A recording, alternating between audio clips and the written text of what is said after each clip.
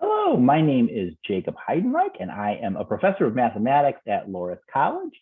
And today I'll be talking about making D&D characters that kick butt. In particular, we're going to look at the mathematics, probability, expected outcomes behind attacks and damage outcomes, and mainly in melee attacks, but the mathematical principles will hold for ranged attacks as well, and so on.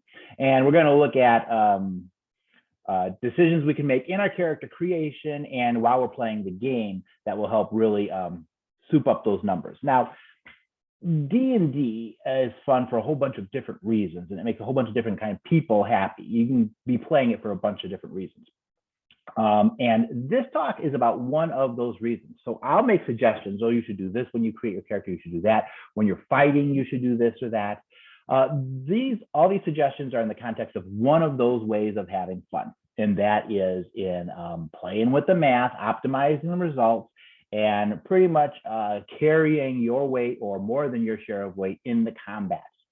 But if you're looking for a different kind of fun, if you enjoy making sort of oddball characters, if you've got this great idea for a half-orc wizard or something, then by all means, you should go ahead and do it and have fun your way. So you should keep in mind the context that this whole talk is just about one particular way of having fun with D&D, and that is in the numbers, in the math, and then in the result in the combat, dishing out as much damage as possible. So let's keep that in mind. Let me begin by PowerPoint here. All righty here. So 1 second. Okay, so this is it. Jacob Heidenreich, I'm at Loras College. Here's my email address in case you have any questions or such. So let's begin. So now, as I said, you can have a lot of different desires when you're creating characters. You could create a character looking to be able to do stuff and contribute to winning in combats, or you could look to have a fun and interesting non-standard character. Either of those things, are good. This talk is more about the first one of those. Now, mathematically, there are better and worse choices in D&D. You could make better and worse choice of weapons, etc., for this mathematical part. And for example, I'll be talking about these better and worses, but that doesn't mean that you should always make the better choices and avoid the worse, because as I keep hammering away, there's different ways to have fun doing it. So first, let me give you an outline for the talk. I'll begin by giving you tips for character creation, how to create a character that is really effective and does a lot. Then we're going to look at some questions about D&D character creation and about decisions to make while in combat that we can answer mathematically. For example, which of these is better? Now, I'm going to focus on third level characters because third level characters sort of pick their specialty within their class and they have access to a bunch of different options. For example, there's the dual option, which is in fighters and paladins. And that is if you're carrying a one-handed weapon, you get +2 on your damage. So +2 on your damage. Or you get is it +2 on the hit? Okay, whatever. You get a +2 on the damage when barbarians rage, or if you have 2-weapon fighting. So which of these will help more or less your total damage output? And does it change depending on the AC? So for example, just getting a bonus to hit, for example, better than 2-weapon fighting at the higher ACs, but not at the lower ACs and so forth. So these are some things that we're going to look at in this talk. Also, we're going to take a deep dive into advantage. How good is having advantage in D&D? And does this change depending on the AC of the target? All right, so, and we're going to compare this all to Magic Missile. Why? Well, Magic Missiles, it's a great spell. You automatically hit. There's no roll to hit. There's no saving throw. You're always going to hit, so it's just going to do its expected amount of damage. How good is that? How does that make it compare to all of these other things that we're going to be looking at? All right.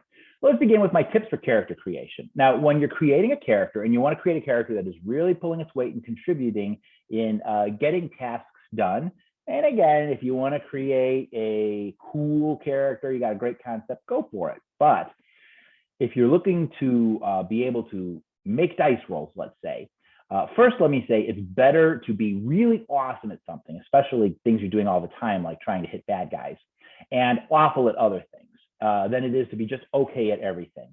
So I think a mistake I see some people making when they're making their characters is, oh, they don't like to have a real low anything. And so they're going to try to spread the wealth among everything. And they're just kind of okay in everything. That's not going to really help you contribute to getting things done. You need to have the thing that your character is bringing to the table, and it is okay if they are awful in other things and some other things. That's why you have a party. That's why you have a group, so that you can compensate for each other's weaknesses. And to be able to bring something most of the party, make sure you're really awesome at something. Now, in the book for Dungeons and Dragons, the first thing they tell you to do is to pick a race.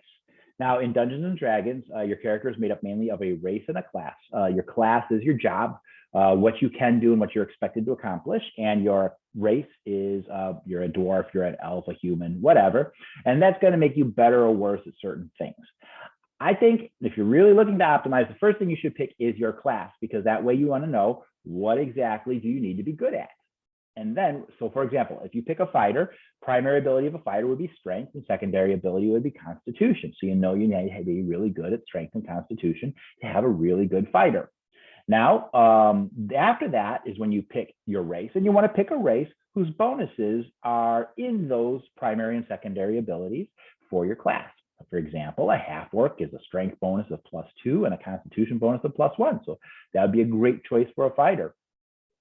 And then next, I recommend you do a point-buy system. Now, there's the usual way of rolling for stats for Dungeons and Dragons is you roll 4 six-sided die, you throw out the lowest one, and then you add up the final 3. You do that 6 times to get 6 numbers, and then place them in your stats. And that's okay.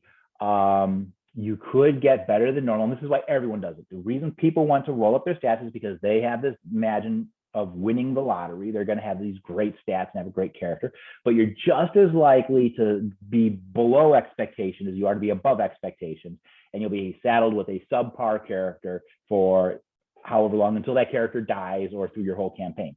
So I recommend that you use a point buy system, which is also in the book, in which you have a certain number of points and you spend them to increase abilities a certain amount. And again, like I said, it's really better to be really good in some few things and bad in others than to be just okay across the board.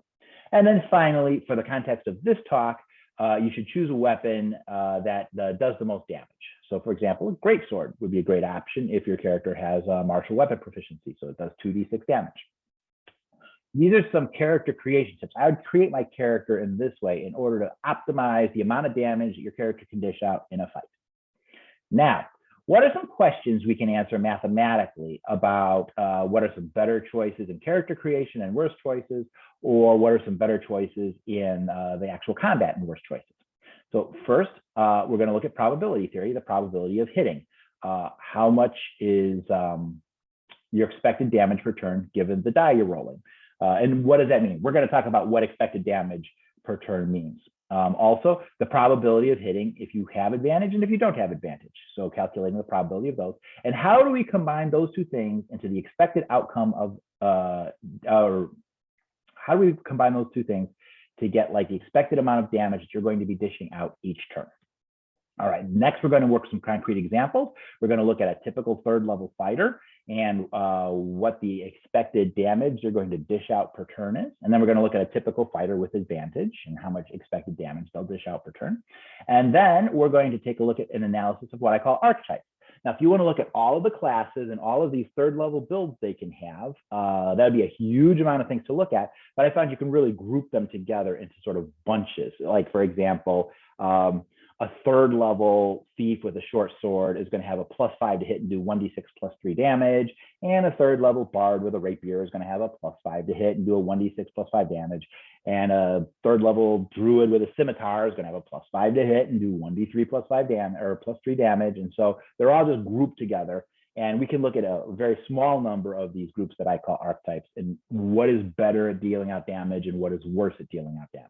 This gets back to those earlier questions. Is it better to get a bonus on your hit? Is it better to get a bonus on your damage? Is it better to have 2 attacks but with no bonuses? So we'll take a look at that. And then in that context, how good does advantage really help us? And in particular, we'll look at this ability called aid, where your character completely foregoes their action in order to give someone else advantage. So when is the expected damage output, total damage output expected better if you just completely don't even try, but instead give your partner advantage versus if you attack and they attack. So that's going to be in the sort of decision-making during combat process part of this. All right, so we're going to start with some mathematical theory. We're going to start with probability theory. Now, the first thing we're going to look at is the expected outcome of a die roll and what it means. So I'm going to talk a lot about the expected damage your weapon is going to do when it hits. So we're going to start with a project. Now, when I do this with a crowd with people or online I give them a link to a Google Doc that they fill out, and we roll a bunch of D6s and see what happens. Now, we don't have that here, but I will call up that Google Doc. We'll take a look at that. So here's the Google Doc. We have 12 players here, and I asked them each to roll a D6 30 times, and we're going to look at the behavior of that D6. Now, there's only me here, but luckily I can do this quickly because I have this is Excel, and I can rand between parentheses 1, 6. So that generates a random number between 1 and 6. So that's like basically rolling a 6-sided die.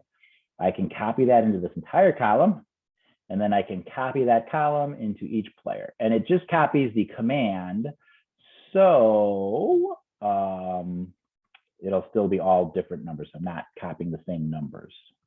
There you go. So this is what it looks like when 12 people roll a D6 30 times.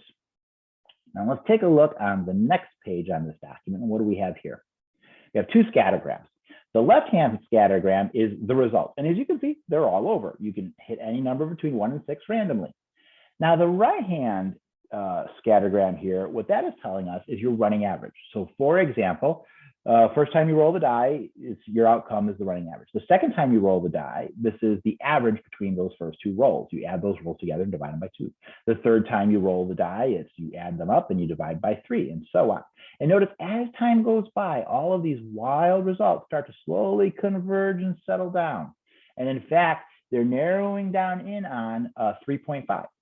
Now, what that means is in a given attack, if you hit and you roll a 6-sided die, you could get anything between 1 to 6 points of damage. But the more and more you hit and the more and more damage you roll, the more and more your average damage will be about 3.5.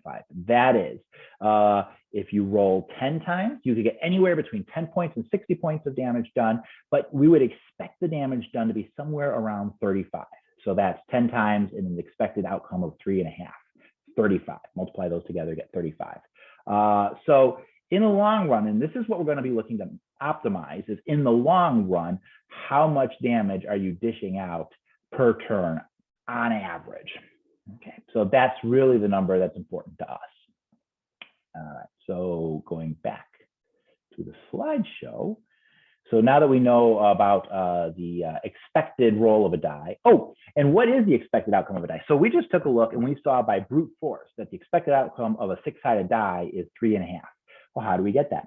The expected outcome of any die is going to be half of the number of faces plus 0.5. So half of 6 is 3 plus 0.5 is 3.5.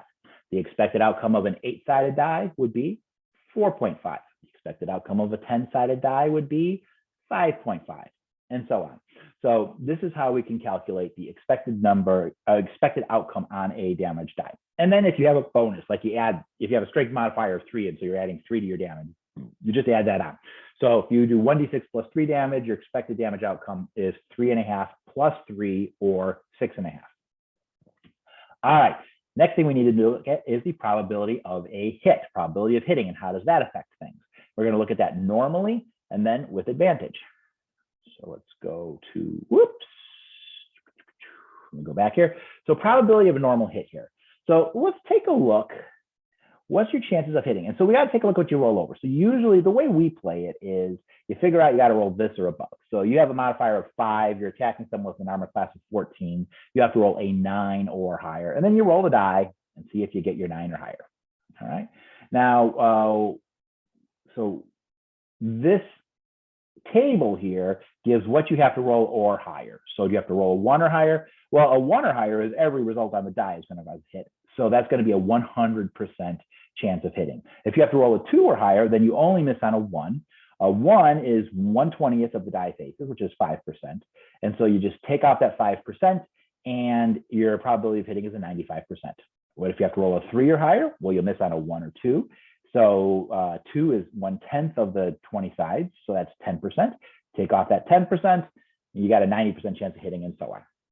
And you can see here we have a nice line starting at 1 and going down 5% every time the target to hit value armor class goes up by 1. Every time we have to roll 1 higher on the die. And just to take a look here of, hold on a second here. Annotate. Why is it not working? Give me a second here. And so to put mathematically what we were just talking about, let's say you want to hit X. Let's say X is what you want to hit, like 9. All right. So you got to hit a 9 or above to damage, or to hit. You got to roll a 9 or above to hit. Well, first, we're going to figure out how often you miss, as what I just talked through. So you go 1 less. So that would be an 8. An 8 or fewer, you'll miss. You divide that by 20 to find the probability of missing. So 8 divided by 20 would be 40%. So you have a 40% chance of missing. And then lastly, you do 1 minus that to find your chance of hitting. So that would be 100% minus 40% is a 60% chance of hitting. So we do all of this. If we put in, for example, to roll a 9 or above, so that's going to be this, 1 minus 8 over 20. That's 1 minus 0.4. That's a 0.6, which is a 60% chance of hitting. And so right here is the equation of what your probability of rolling an X or above is on a 20-sided die. Okay. Now, what instead if you have advantage? Now, this is interesting. Hold on, let me clear out.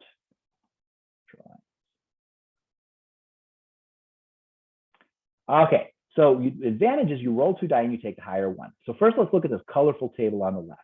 I have up here is the result of the first die. Over here is the result of the second die. And every number here is what is bigger of either die 1 or die 2. So this square I just clicked on, the die 1 result was 11 and the die 2 result was 8, and 11 was the higher of those 2 numbers. If we keep going up, so if the die 1 result was 11 and the die 2 result was 9, the outcome with advantage would still be 11, 11, 11, all the way until we get the die 2 result of 12. Now our advantage is 12. All right. So this table right here tells us what all the different possible outcomes are of different die roll. Now, what's the probability of hitting, say, 9 or above with advantage? Well, the interesting thing, now notice, remember previously we looked at first what's the chance of missing. So for example, let's say we had to roll a 5 or above, or no, so we'll roll a 9 or above, that's what I just said, so 9 or above. So we're going to miss on an 8 or below. Which outcomes have 8s in them? Well, all of the outcomes that have 8s in them are right in here. And this is actually a perfect square. All right. So that's 8 squared. So 8 by 8 is 64. Let's try a different color here. Might look easier to read. So 8 squared is 64. All right. And that's your chance of missing. There is 20 by 20 or 400 squares total. So 64 ways you can miss. 400 squares total, and that's your probability of missing, and you do 1 minus that gets your probability of hitting.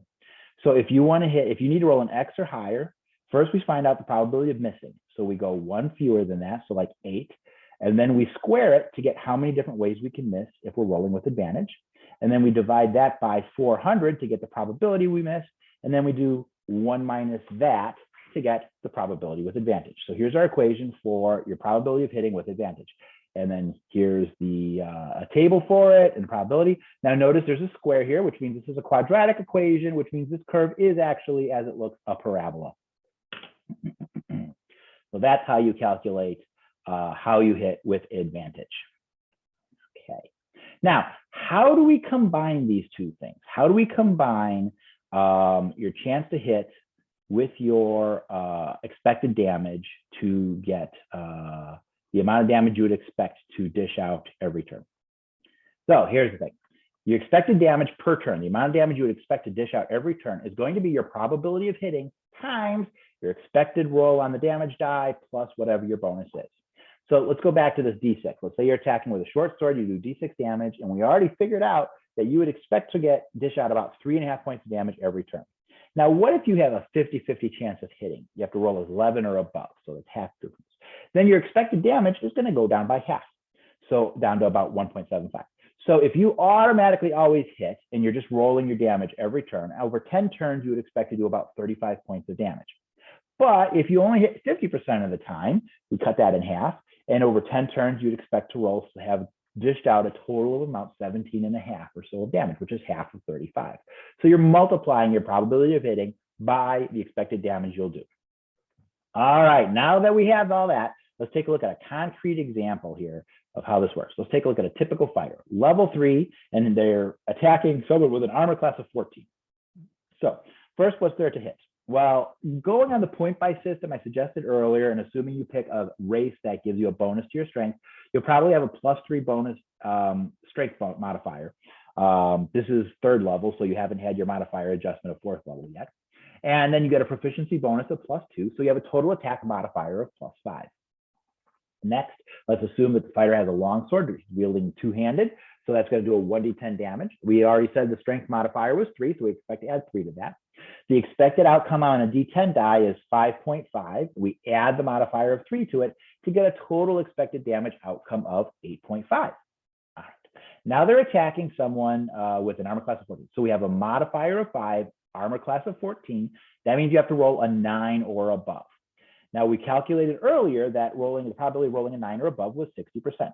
So we take that 60% or 0.60 and multiply it by the expected damage result, 8.5, and we have a final total of, over the long haul, if you keep whacking and whacking and whacking away at this armor class 14 guy, you would expect to dish out about 5.1 points of damage every turn. So after about 10 attacks, you'd expect to have dished out somewhere around 51 points of damage. Again, after 10 attacks, now you got what, 1d10 plus 3. So the lowest you get is 4, the highest you get is 13. So after 10 attacks, you could get anywhere between 40 and, well, you get 0 if you miss everything. And you could get up to 130 if you hit everything and roll maximum damage. But actually, ultimately, you'll be at about 51 with your 60% chance of hitting.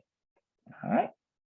So that's a good measure of how good a fighter two-handed longsword is at dealing out damage. All right, now let's take a look at what does advantage do for us. Okay, so again, we've got the same stats. We're going to go to probability of hit times expected damage. If we go back to our table, if you remember, when we did probability of hitting for 9 or above, we've got an 84% chance of hitting a 9 or above if we're rolling with advantage. We multiply that by our 8.5, and now we get an average of about 7.14 points of damage dished out every turn. So that means if you keep whacking 10 times, you would expect, sometimes you'll hit, sometimes you'll miss, sometimes you'll roll well with damage, sometimes you'll roll poorly, but after 10 times or more, you'd expect to have somewhere around 71 points of damage you dished out. And this also gives us a measure, 5.1 to 7.14, of about how much damage you're doing, extra damage you would do if you had advantage. Okay, so that's an expected fighter with two-handed longsword, without advantage and with advantage. Now we're going to look at archetypes. So I went through 3rd level D&D classes and grouped them into archetypes according to their attack and damage abilities and the special bonuses and modifiers they have. And we're going to compare them all uniformly. We're not going to walk through all the steps of the advantage like we did previously. I'm just going to lay them out there and then I'm going to show you the results. So first of all, what I call simple melee, a +5 to attack, a 1d6 plus 3 damage. That is a bard with a rapier, a cleric with a mace, a druid with a scimitar, a rogue with a short sword. They'll all have a +5 to hit and a 1d6 plus 3 expected for damage. A good melee fighter, so this is someone who's actually built to try to hit, fighter, paladin, ranger. We're going to assume they're going to use a longsword two-handed, +5 to hit, and they do a 1d10 plus 3 damage. Notice that 10 is highlighted. It's highlighting the difference from the base case. Barbarian raging gets a 1d12 with their great axe, and if they're raging, they get an additional +2 damage while they're raging. We're going to throw that in there. Duel. Duel is an ability that fighters, paladins, and rangers can choose at third level, where if you have a long sword one-handed, you can add 2 to the damage. So, and if you're wielding a long sword one-handed, the damage goes down to a 1d8. For two-handed, it's at a 1d10. Another is two-weapon fighter. You have to use a light sword, so we're back down to the 1d6 again, a light weapon, but you get to attack twice, 1 in each hand. So again, +5 attack and a 1d6 +3 twice. So this is basically double the simple melee above. So this is a choice that fighters and rangers can make at third levels to get this. Or you can have 2 attacks. So the 2-weapon is 1 weapon in each hand and it has to be light. If you have 2 attacks, that means you can have a heavy weapon that you're just swinging at with twice. So for example, a cleric of the war domain, a war cleric, can use a warhammer, which will be 1d10 +3. So this is like a good melee, and they can attack with it twice. They can do that the number of times per day equal to their wisdom modifier. So this is, again, not a 2-handed attack. It's a 1 big weapon that you just knock twice. And then there's the monk, of course, with a short sword. Let's say they have a +5 bone modifier and 1d6 +3 damage.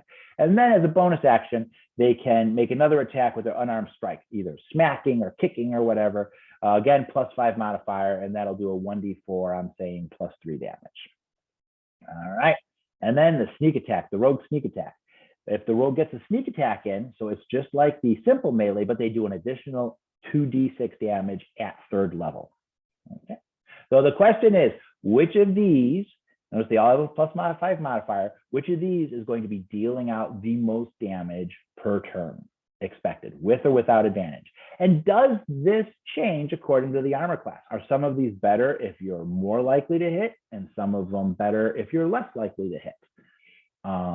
So this is a question we can approach mathematically. So what I did was I did what we had before. I took a standard, well, what I did was this, is I calculated for all of these, if you're attacking someone with an AC of 10, that means you would need to roll a 6 or higher to hit. What's the percentage of that? That's a 75% times the expected damage of each of these cases. And then I did that for ACs 10 through 25. 25 is stopping because that's when you need an actual 20 to hit. Oh, that reminds me, I did not take critical hits into account into all of this. You can do that, but just a little more than I wanted to bite off in this talk. So let's take a look at the results of archetypes and what their expected damage output is. Here we go. So here's the archetype. So the x-axis, the horizontal axis here is hitting armor class 10 up to 25. The y-axis, the vertical axis, is the expected damage per turn. And the highest one here, the green line here, is our war cleric getting 2 attacks with his 1d10 +3 damage. So that 2 attack modifier is really powerful. But underneath it right here is, this next one is the rogue sneak attack. So except for the warhammer, the cleric gets 2 attacks with the warhammer. And that's only a number of times a day equal to their wisdom modifier. The rogue with the sneak attack is really dealing out the most expected damage per turn. Now, right beneath the sneak attack are the other 2 attacks or 2-weapon fighters. So under the rogue is a 2-weapon fighter. So even though you're only using 2 1d6 short swords, 2 attacks per round is good enough that it really makes it competitive with the rogue sneak attack. Under that is the monk's attack. So, and then under that is barbarian rage. Okay, so what we have is we have the war cleric is kind of an exception, then the rogue sneak attack, then the people that get multiple attacks, then the barbarian rage. And after the barbarian rage, we get duel. The difference between barbarian rage and duel is basically just the weapon you were using. And then finally, good melee and simple melee. So looking at expected damage per turn, that multiple attacks or multiple weapon fighting really is a good way to dish it out. Now, you're going to miss more often than other people, but you're going to hit more often too because you're attacking twice. So in the balance, in the long run, it comes out ahead. Now, what does this look like with advantage? So this is all under a normal, just attacking without advantage. What does it look like if you have advantage? Well, all of these have the same relative order. So that's the war cleric up top, and then the barbarian, and so on. But now they just follow that curve, that parabola we had when we were fighting with advantage again. So there we have that. Now, this could raise a good question is what good is advantage? How good is advantage really? So the next thing I'm going to look at is we're going to take a look at a good melee fighter. So that's like a fighter, double-handed, wielding a longsword. And the orange line here on the left-hand side is their expected damage normally, and the blue line is their expected damage with advantage. And now I subtracted the two to find out how much higher is the blue line than the orange line. So I took the blue line, I subtracted the orange line, and I got this graph on the right here. So this is how much more damage you do if you get advantage. So for example, this dot right here is if that fighter was attacking someone with an armor class of 15, they would do 2.1 points more damage per turn if they had advantage than if they didn't. And the advantage pays off the most when you're right at the middle here. So again, we had a +5 modifier. That's against the 16 armor class. That means you need an 11 or higher to hit, and that's exactly a 50% chance. So advantage helps the most in dishing out how much damage you're going to dish out when you're at that 50% chance of hitting or missing mark. Okay. Now, our next question we can have, this is how good is advantage? Well, also, but notice this too, say this. Notice that right here, we got 2.125. So the fighter with the two-handed sword will get about 2.125 points more expected if they have advantage. Now, if you have another character and you're wondering whether to forego your turn, forego your attack in order to give that fighter advantage, to take the aid action, that's only worthwhile if your expected damage was 2.12 or lower. That means your complete expected damage is just 2.12 or lower. And that's really small. That means your character has to be really pretty pathetic in order to do better at foregoing their attack to give the opponent, to give the other character advantage. In particular, it's always the case that advantage helps most at this 50 percentile mark. And at that 50 percentile mark, you gain 25% of your expected damage. So that height there, that 2.1 points of damage represents 25% of their expected damage die outcome, plus their modifier. So your expected damage should be 25% or less than the expected damage of the person you would be giving advantage to. So if you have a wizard without a weapon, then of course, since they can't do any damage anyway, it would be worth their while to spend a turn giving advantage to the person with the weapon. But otherwise, it really, really, really has to be imbalanced. The person you're giving advantage to has to be 4 times as good as the character who's giving them advantage in order to make that aid attack worthwhile. All right, now last but not least, let's compare this all to Magic Missile, because Magic Missile is a great spell. It's you don't have to roll to hit, and they don't get a saving throw against it. It just automatically hits. It's that damage roll is always going to take. So what's the expected damage on a Magic Missile? Well, cast at first level, you shoot 3 missiles. Each one does 1d4 damage plus 1. And so that's 2.5 expected plus 1 is 3.5. So 3.5, 3.5, 3.5 would be a complete outcome of 10.5 expected damage, irrelevant of what the armor class of the target is. What does that look like compared to all these other archetypes we looked at? Well, the left-hand side here now is against normal hits. So against normal hits, the only person that can beat the expected damage output of a Magic Missile is this War Cleric with their Warhammer getting in 2 attacks, which again, remember, they can only do equal to a number of times equal to their Wisdom modifier per day. Aside from that, and at the 10th AC here, so that means you have to roll a 5 or above. Rogue Sneak Attack does slightly more. Rogue Sneak Attack has an expected damage output of 10.8, and Magic Missile is 10.5, so 0.3 better.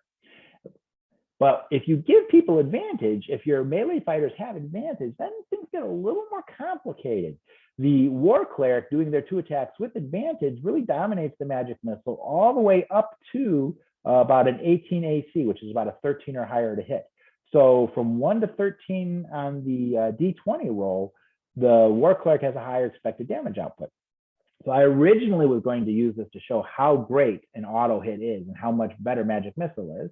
And it's always better than, for example, having a fighter with dual or just a good melee or simple melee attack, or with or without advantage. But with advantage, there are actually some better things. Raging Barbarian, sneak attack, rogue with sneak attack, actually is very competitive against Magic Missile. That kind of surprised me when I was setting this up. All right, so where did we leave off here? What's the advantage of advantage? Relative advantages of Magic Missile. There we go. And that's it. All right. Well, thank you very much for sitting with me through all of this and taking a look. So like I said, you can use this to figure out what choices you can make to help dish out damage as much as possible to help take down those enemies in combat. And again, like I said, this is only one way to play, looking at all this stuff, one way to have fun. There's a lot of ways to have fun, and you don't have to pay attention at all to anything we talked about here if it's just not your way. All right, thank you very much for watching. If you have any questions, you can feel free to contact my email. Whoops, I didn't share that, I just clicked on it. Let me go back to my opening slide. Share, there we go. Go back to my opening slide here, jacob.heidenreich@loras.edu. And so again, thank you for listening and have a good day.